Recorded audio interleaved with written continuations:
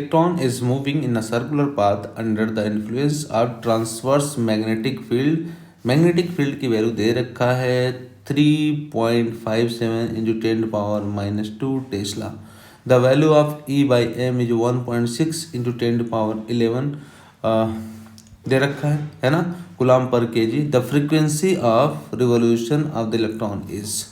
देखिए जब फ्रीक्वेंसी की बात कर रहा है, हमें फ्रीक्वेंसी तक पहुंचना है, तो हम लोग जानते हैं बच्चों कि अगर कोई भी ऑब्जेक्ट सर्कुलर पाथ पे मूव कर रहा है तो नेट सेंटर की तरफ एक फोर्स लगता है जिसे हम सेंट्रीपिटल फोर्स बोलते हैं. तो मैं बोल सकता हूँ कि mv²/r वो किसके बराबर होगा, Fm के.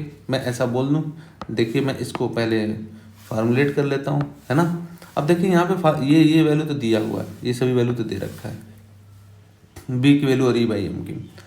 तो हम लोग जानते हैं FC इक्वल टू किसके बराबर होगा, FM के बराबर होगा. FC की वैल्यू कितनी आएगी, mv²/r इक्वल टू इसकी वैल्यू क्या होगी, FM की वैल्यू QVB. साइन 90 की वैल्यू 0 हो जाती है ना.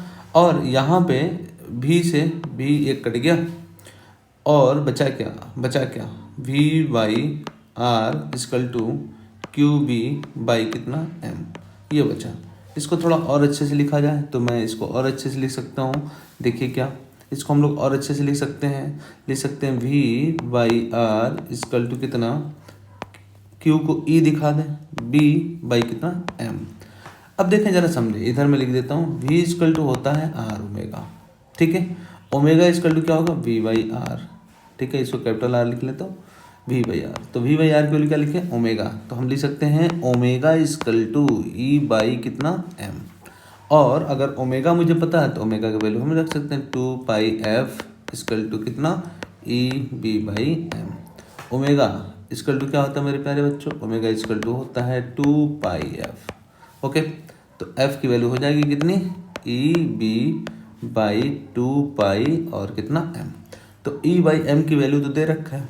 E/m की वैल्यू देखिए कितना दे रखा है, E/m की वैल्यू दे रखा है 1.76 इंटू 10⁻11 कूलम पर केजी, ठीक है. सॉरी, B की वैल्यू रखा जाए 3.57 10⁻2 टेस्ला. ओके, 2π की वैल्यू 3.14 है ना, या उसको 22/7 भी रख सकते हैं. अब इसको कैलकुलेट करिए तो देखिए वैल्यू कितनी आ रही है. इसको कैलकुलेट करें तो देखिए वैल्यू कितनी आ रही है. कैलकुलेट करें मेरे प्यारे बच्चों तो देखिए वैल्यू कितनी आएगी.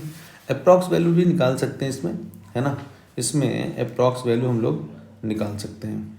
तो देखें कितनी वैल्यू आ रही है, ये आ रही है 1.76 10 टू पावर, ये 9 हो गया जाएगा 10⁻9 इंटू 3.57 बाई कितना 2 इंटू 3.14. ओके, तो ये लगभग हम इसको लगभग में काट सकते हैं, ठीक है. लगभग में इसको कट कर सकते हैं, यानी इसकी जो वैल्यू आएगी जब इसको कैलकुलेट करेंगे बच्चों तो ये लगभग वैल्यू आएगी 1 GHz, है ना. ये वैल्यू इसकी आएगी. तो आंसर इसको कैलकुलेट कर लीजिएगा. इसका जो आंसर होगा वो होगा तीसरा ऑप्शन थर्ड 1 GHz, ठीक है.